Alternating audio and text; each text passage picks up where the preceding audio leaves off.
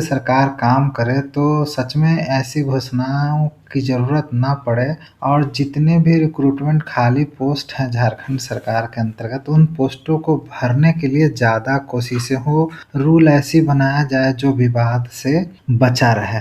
अब देखिए वैकेंसी होगा या सिर्फ छलावा, हम देखिए आज बात करने वाले हैं कौन कहलाएगा झारखंडी, 1932 का खतियान का प्रभाव क्या होगा, पहचान है या छलावा है, चुनौतियां भी कम नहीं है, अपने जिले में कुछ लोग रिफ्यूजी हो जाएंगे, बाहरी लोगों का नो एंट्री होगा क्या, और JSC, CGL, JPSC, civil services और बाकी सब वैकेंसियों का क्या होगा। और कुछ वैसे भी उदाहरण पे हम बात करेंगे जहाँ पे अधिक आरक्षण है या उसके लिए लोग प्रयासमय है। और इस संदर्भ में 27 नवंबर 2002 का जो 5 जजेस का डिसीजन आया था रांची हाईकोर्ट के द्वारा, उस पर भी हम चर्चा करेंगे। चलिए सबसे पहले हम देखते हैं कि इस केस का इसका बैकग्राउंड क्या है। देखिए बिरसा मुंडा आंदोलन के बाद 1908 में छोटा नागपुर जो सीएनटी एक्ट बना था, इसमें मुंडारी खुदकटीदार का प्रावधान किया गया था। इसलिए ये व्यवस्था किया गया था कि किसी आदिवासी का जमीन कोई गैर आदिवासी के हाथों बिकने से बचा जाए या उनकी जमीन उन्हीं के हाथ में रहे। और आपको ये भी पता होगा 1831 से 33 के बीच में कोल विद्रोह के बाद विल्किंसन रूल आया था और उसके बाद उसमें ये व्यवस्था किया गया था कि प्रशासनिक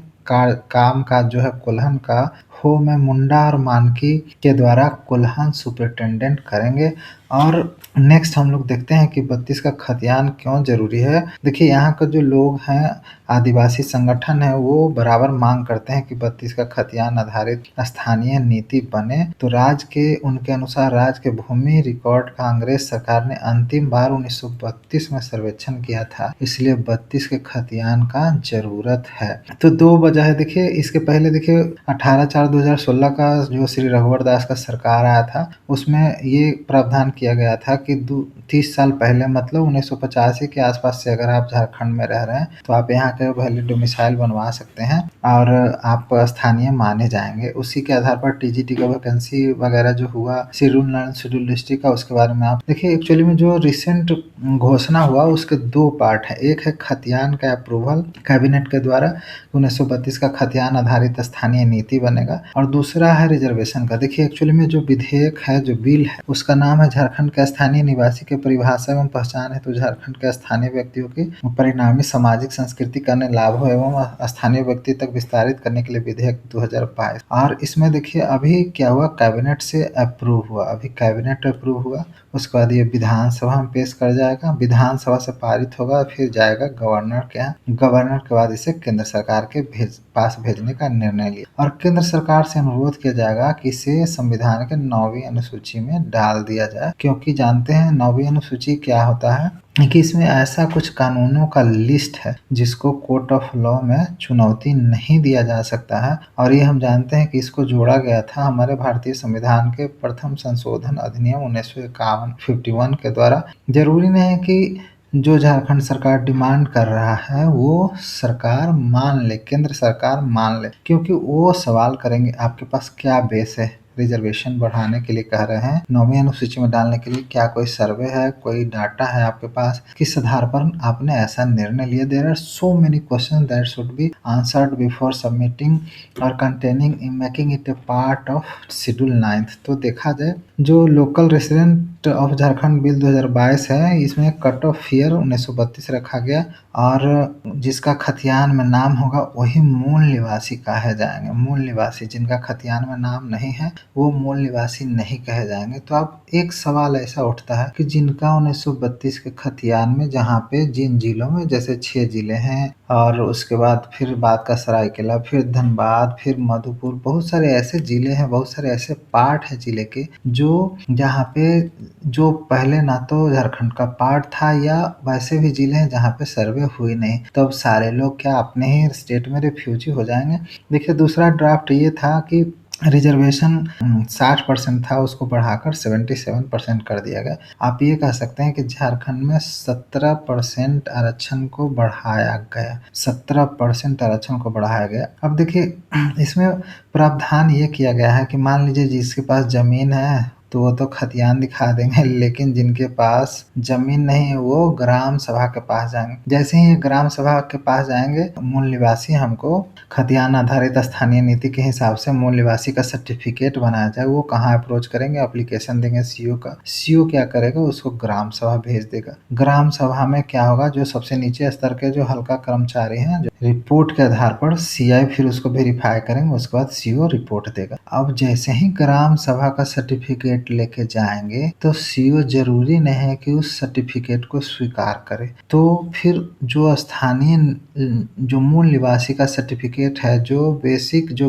गांव के लोग हैं, जो कम पढ़े लिखे हैं, जो सच में मूल निवासी है, जो जंगल में रहने वाले, उन्हें इस आधार पर भी सर्टिफिकेट जो 1932 का खतियान आधारित है वो भी मिलना इनको मुश्किल हो जाएगा। वो इसलिए मुश्किल हो जाएगा कि यहाँ पे जो सर्किल ऑफिसर है, ये ग्राम सभा का जो रिकमेंडेशन है या जो उनका लेटर है कि ये मूल निवासी है, उसको मानने के लिए बाध्य नहीं है। तो फिर क्या होगा कि अब इसका दूसरा रास्ता ये है कि जैसे श्री विनोबा भावे का आया था भूदान आंदोलन। देखिए भूदान आंदोलन, भूदान से जमीन दान कर लिया और जितना भी यहाँ पे गैर मजरूआ जमीन है, ये सारे जमीन बांट दीजिए जो भूमिहीन है, फिर उनके पास वो जमीन आ जाएगा। फिर आप उसको इंक्लूड करते रहिए, फिर ना बोलिएगा कि हाल में ये शामिल हुए हैं, क्योंकि फिर तो आपको 1932 का खतियान चाहिए। तो जो मेन ज़रूरतमंद लोग हैं, जो स्थानीय निवासी का अधिकार जिनको मिलना चाहिए, वो अभी भी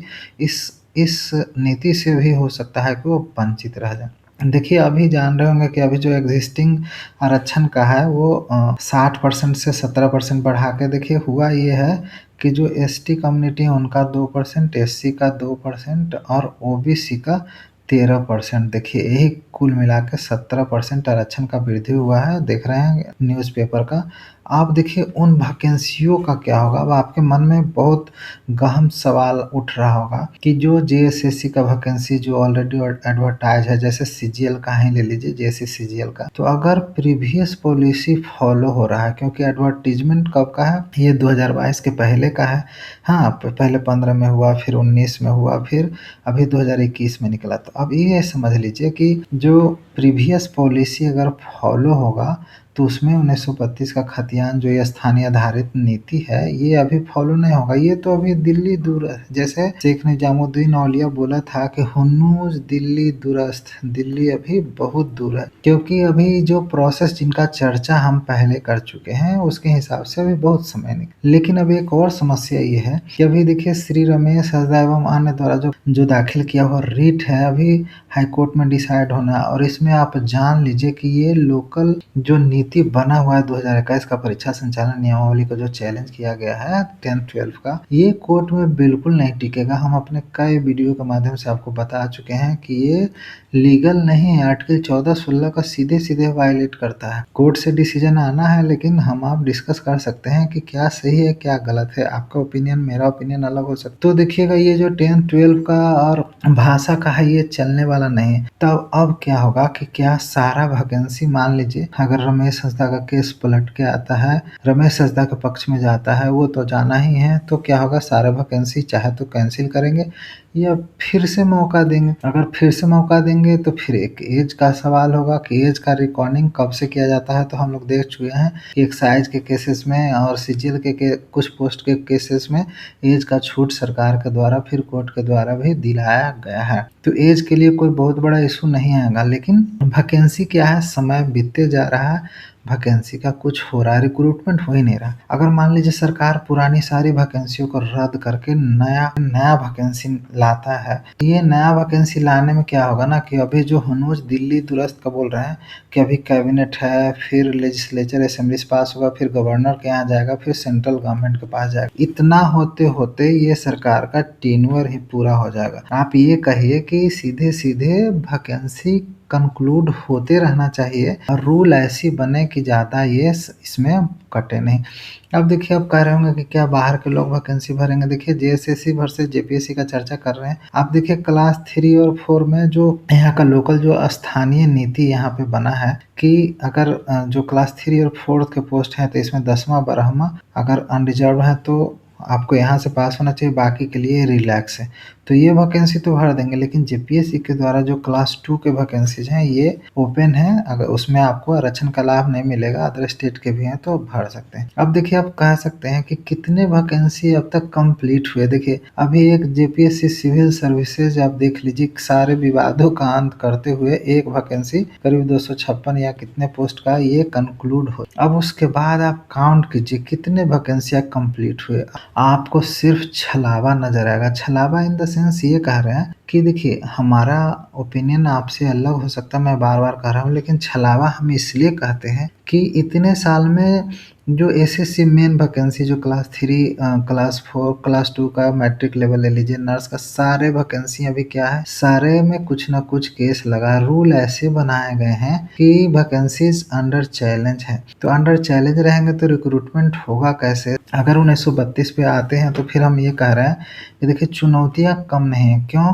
कि देखिए सिंहभूम का ले लीजिए, 1960 से 64 के बीच में पहला रिवीजन सर्वे हुआ था। वहाँ कौन कौन से जिला बस, देखिए पश्चिमी सिंहभूम देख लीजिए, चाईबासा 13 से 19 तक हो रहा है, तो मान लेते हैं कि 32 का यहाँ पे काम चल जाएगा। आपका रांची, खूंटी, सिमडेगा, गुमला, लोहरदगा, चलिए मान लेते हैं 35 में कंप्लीट हुआ, लेकिन मान लेते हैं कि यहाँ भी 32 का काम चला जाएगा। लेकिन अब आइए पूर्वी सिंहभूम 34 से 38, सरायकेला खरसावा, ये उस समय पश्चिमी का भाग था। 1958 से 95, हजारीबाग, चतरा, कोडरमा, गिरिडीह, रामगढ़ 1995 में हुआ। फिर देखिए बाकी ये सब डाटा है सेकेंड रिविजनल सर्वे का। और सबसे महत्वपूर्ण बात है कि पाकुड़ का सर्वे नहीं हुआ, 32 का खतियान नहीं है वहाँ पे। सरायकेला, मधुपुर, धनबाद 1956 में झारखंड का पार्ट था ही नहीं। तो जब झारखंड का पार्ट था ही नहीं तो इतने सारे जिले, इन क्षेत्रों के लोग जिनका हम चर्चा ये कर रहे हैं, अगर ये 1932 का पार्ट नहीं बने तो चाहे तो आप 32 को बढ़ा के 1995, 1985 इस तरह से लाइए,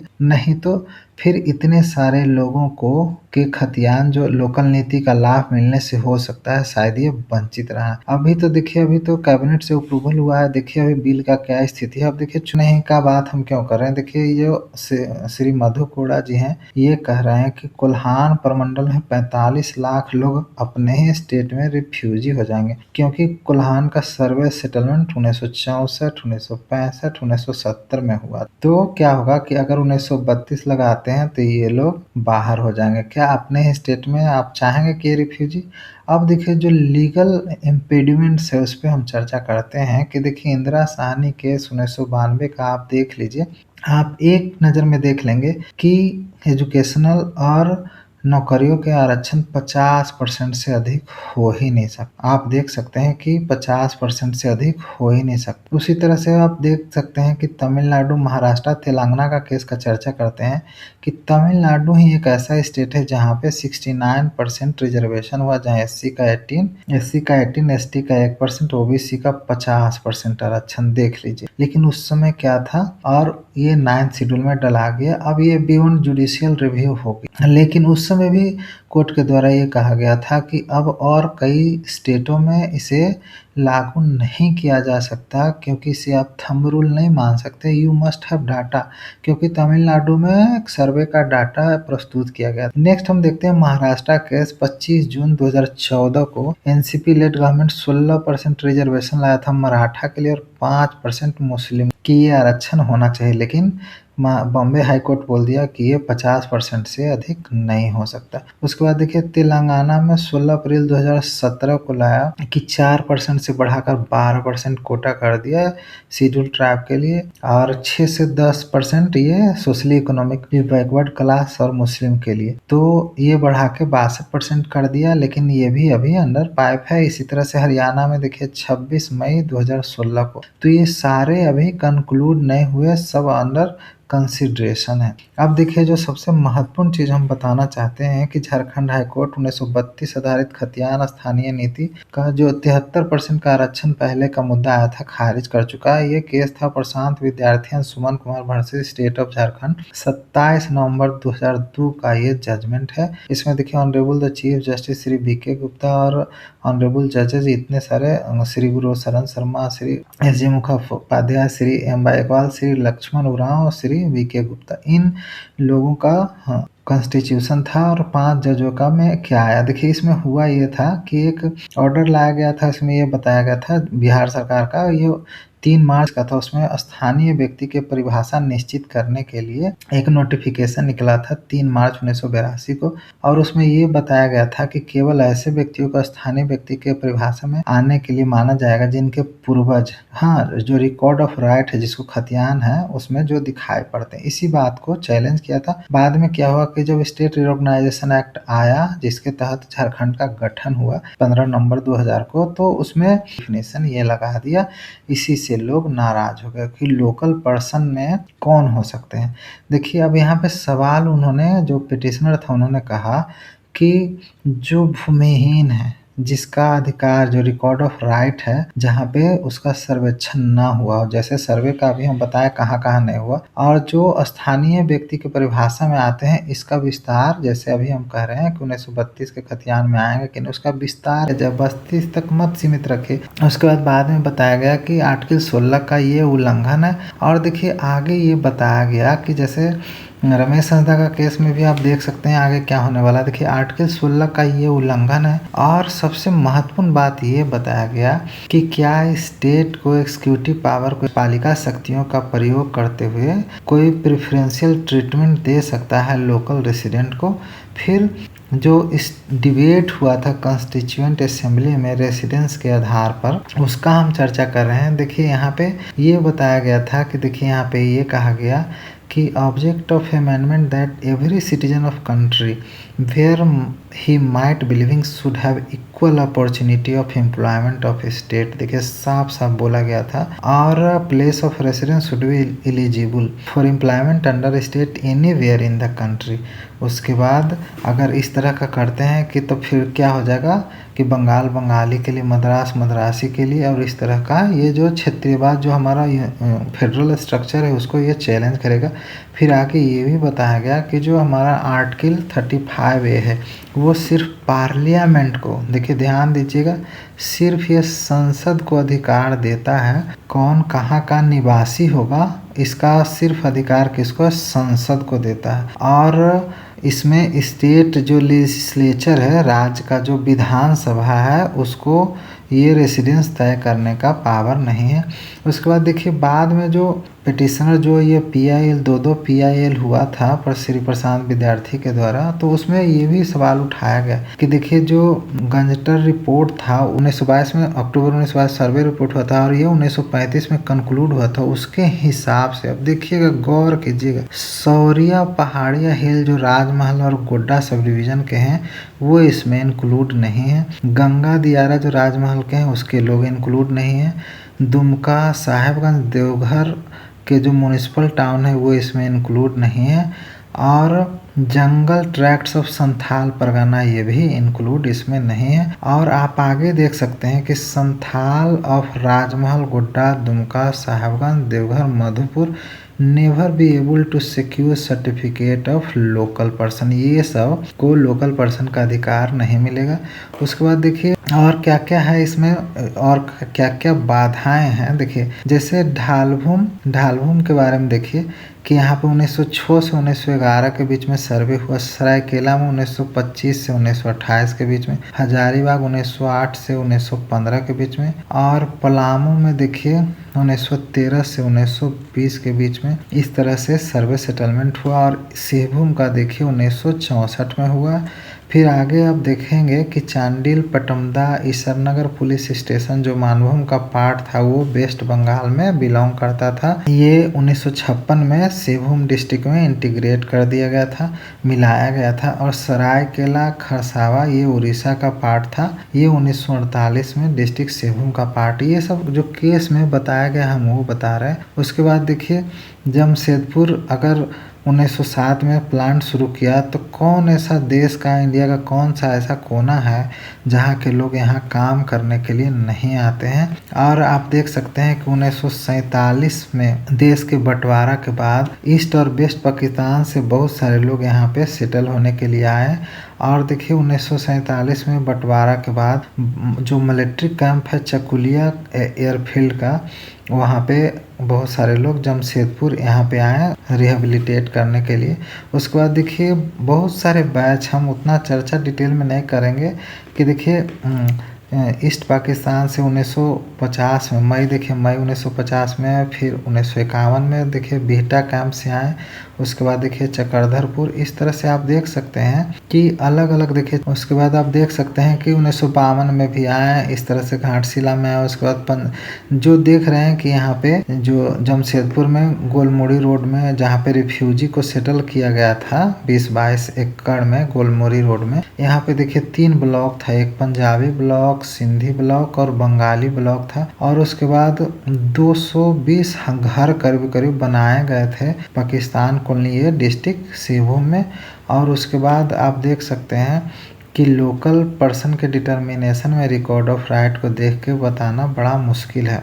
उसके बाद देखिए जो लार्जर बेंच था हाई कोर्ट का, वो बताया कि तीसरा चौथा ग्रेड के पोस्ट में अगर एलिजिबल हैं तो वो भर सकते हैं, उनको आप रोक नहीं सकते। और बाद में ये जो 2002 का जो नोटिफिकेशन निकाला था उसको कोर्ट बोला कि ये अल्ट्रा वायर्स है, डिस्क्रिमिनेटरी है, आर्बिट्ररी है, अनटेनेबल है और आर्टिकल 14-16 का उल्लंघन करता है, इसलिए इसको खारिज किया जाता है। और जो लोकल पर्सन का डेफिनेशन जो रिजोल्यूशन 19 अगस्त 2002 का था उसको देखिए सेट असाइड कर दिया गया, उसको पास कर दिया गया और इस तरह से ये केस को ख़त्म कर दिया। आप देखिए आप कहेंगे कि तब होगा क्या। देखिए ये ऐसा प्रतीत होता है कि ये पॉलिटिकल अपोनेंट को एक जवाब देने के लिए ये क्रूसेड के रूप में आप इसको देख सकते हैं।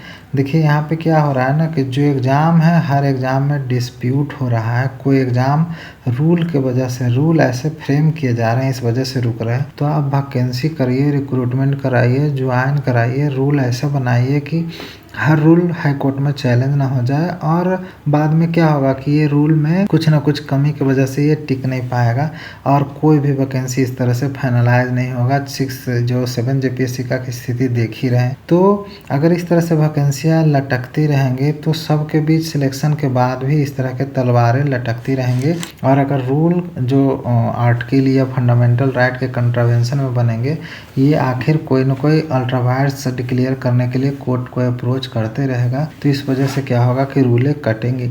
अब देखिए सरकार ये तय करना चाह रही है कि इस तरह से जनगणना हम बिहार की तर्ज पर झारखंड में भी करेंगे। तो अगर जनगणना के बाद इस तरह की जो आरक्षण का नीति या लोकल नीति आता है तो हो सकता है कुछ देर के लिए कोर्ट में तय करें। लेकिन अभी समझिए हुनूस दिल्ली दूरस्थ वाला बात है। अभी कैबिनेट का अप्रूवल हुआ, फिर लेजिस्लेचर में जाएगा, उसके बाद गवर्नर के पास जाएगा, फिर सेंट्रल गवर्नमेंट में, तब जाके आप 1932 के बारे में सोच सकते हैं। आप ये बोल सकते हैं कि हुनूस दिल्ली दूरस्थ। Thanks for being with us.